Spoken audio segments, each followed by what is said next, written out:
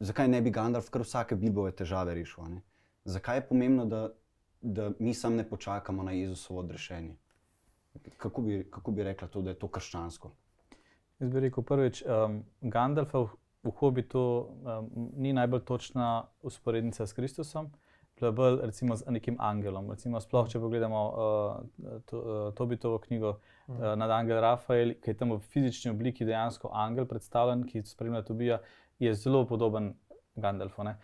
Tudi nasplošno so Gandalf kot bitje ni čarodej v tem, kar si kot čarovnike predstavljamo, ker ne upravlja svoje magije, nima sposobnosti upravljati magijo, ki je od zunaj, ampak je bil že ustvarjen kot bitje z to nadnaravno močjo, tako kot angeli, ne.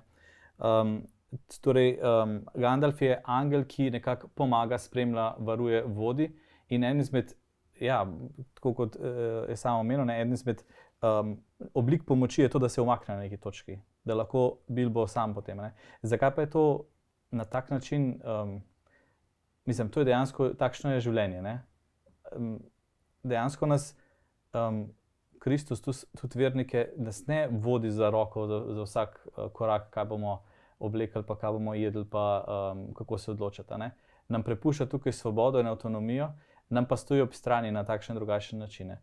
In podobno tudi tukaj pri Bilbu, Bilbo je še vedno avtonomen, samostojen kot svobodno bitje, hkrati pa tudi na nek način orodje v Božjih rokah, kar je zelo mogoče se lahko tudi še dotaknemo Božje previdnosti, ker se mi zdi mogoče meni še najbolj fascinantna ta krščansko sporočilo, ki sem začel malo bolj globlje pri Hobbitu gledati, pa se vidi, da je skozi celotno delo, celoten opus zelo izpostavljen pri Tolkienu.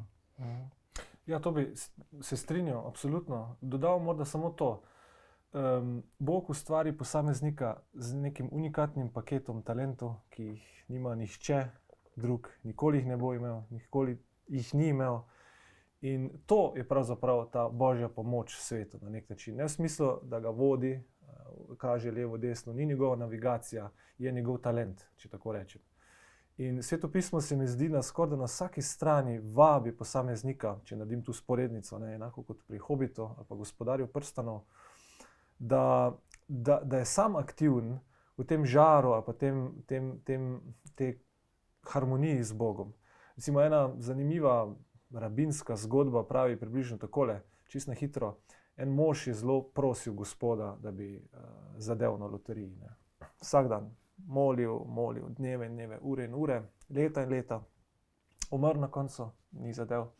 In ko je prišel gor Petrovo pisarno, je bil malo jezen, ne, in je rekel potem, tako malo zabrusil Gospodu, je rekel, ampak celo življenje sem te prosil, celo življenje, pa me nisi uslišal.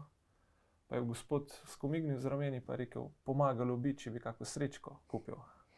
Se pravi, namignil mu je to, da ni samo prošnja, tudi naša dejavnost v tej smeri. Maksimalno, kar je na dosegu naše moči, absolutno, to je zelo svetopisemsko in to se zelo odraža tudi pri Hobbitu.